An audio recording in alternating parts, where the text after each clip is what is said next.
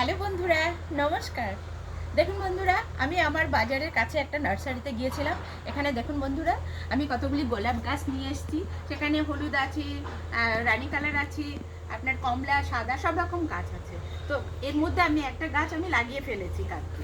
এবার আমি বন্ধুরা এই টবে 8 ইঞ্চি টবে আমি কিভাবে এই গোলাপ গাছটি লাগাবো আপনাদের আমি সেটা দেখিয়ে দিয়েছি। আপনারা দেখুন। দেখুন বন্ধুরা, এই একটা 8 ইঞ্চি মাটির টব। আর এখানে যে হোলটা আছে এটাকে আপনি আগে ফার্স্ট হোলাম কুচি দিয়ে এটাকে আমি আটকে নেব। দেখুন, আটকে নেবার পর আর এই যে মাটিটা দেখতে পাচ্ছেন, এখানে 70% মাটি আছে, 30% ভার্মি কম্পোস্ট, তার মধ্যে 15% আছে আপনার গোবর সার আর 15% আছে ভার্মি কম্পোস্ট।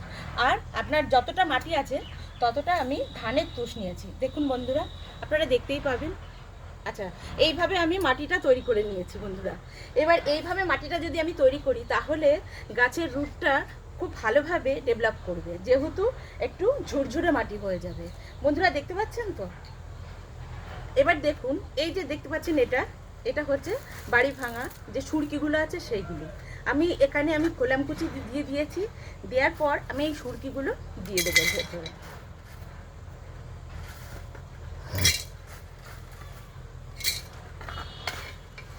দেখুন বন্ধুরা, আচ্ছা, এটা দেওয়ার পরে বন্ধুরা আমি এই যে দেখতে পাচ্ছেন বাড়ি করা যে লাল বালিটা, এটা আমি এর মধ্যে দিয়ে দেবো। দিয়ে আমি 4 ইঞ্চি মতো একটা লেয়ার তৈরি করব। দেখুন বন্ধুরা, এটা দেওয়ার ফলে ড্রেনেজ ব্যবস্থাটা ভীষণ ভালো হবে এবং যাতে গাছে একটুও জল না দাঁড়ায়, গোড়ায় শিকড়টা নষ্ট হয়ে যাবে, জল দাঁড়ালেই শিকড় নষ্ট হয়ে যাবে, সেই জন্য এই ব্যবস্থা করা। এবার আমি মাটি দিয়ে দেবো। দেখুন বন্ধুরা, আর এই মাটিটা যেহেতু একেবারেই জৈবভাবে আমি তৈরি করেছি, সেই জন্য গাছের ক্ষতি হবার কোনো সম্ভাবনা নেই। আর এখানে আমি কখনোই রাসায়নিক সার ব্যবহার করি না। বাড়িতে আমি যতটা পারি জৈবভাবেই আমি গাছটা লাগানোর চেষ্টা করি।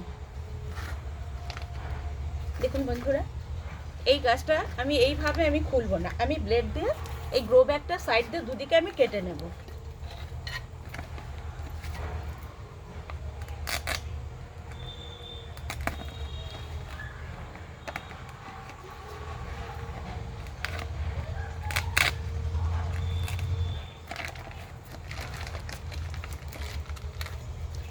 বন্ধুরা, আমি এইভাবে গাছটা বসাবো না। এখানে যে সাইডে যে মাটি আছে, এই মাটিটা কিছুটা এইভাবে ছাড়িয়ে নিতে হবে অল্প করে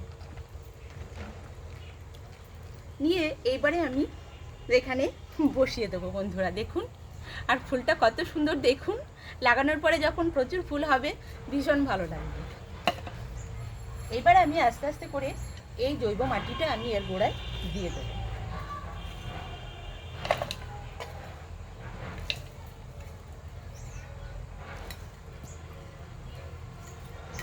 ও, আর একটা কথা তো বলাই হয়নি, এই মাটির মধ্যে আমি এই নিমখোল 5-10টা টবের জন্য আমি 5 মুঠো নিমখোল নিয়েছি এবং 10টা টবের জন্য এখানে 10 চামচ সাপ দিয়ে এটাকে আমি মিশিয়ে নিয়েছি, যাতে করে কোনো ফাঙ্গাস না হয়।